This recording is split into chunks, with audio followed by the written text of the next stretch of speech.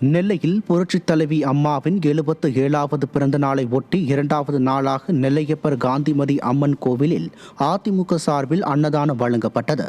மாநகர் மாவட்ட கழக செயலாளர் தச்சை கணேசராஜா 500க்கும் மேற்பட்ட பொதுமக்களுக்கு அன்னதானம் வழங்கினார்.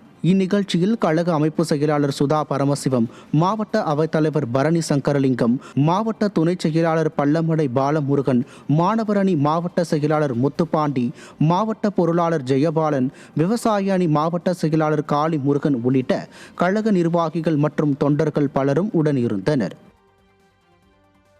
புரட்சித் தலைவி அம்மாவின் 77வது பிறந்த நாளை முன்னிட்டு வேலூர் கோட்டையில் உள்ள தர்காவில் சிறப்பு துவா நடைபெற்றது.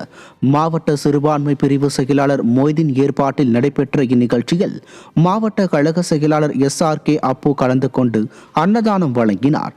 இதில் சிறுபான்மை பிரிவு மாவட்ட பொருளாளர் பக்ருதீன், இணை செயலாளர்கள் பாபு, சஞ்சித், நவாப், துணைத் தலைவர்கள் உசேன் பாய், அன்சர், தமிம் மரக்காயர், இம்தியாஸ், காதிரியான், கார்த்திக், ரகு உள்ளிட்ட கழக நிர்வாகிகள் ஏராளமானோர் உடனிருந்தனர்.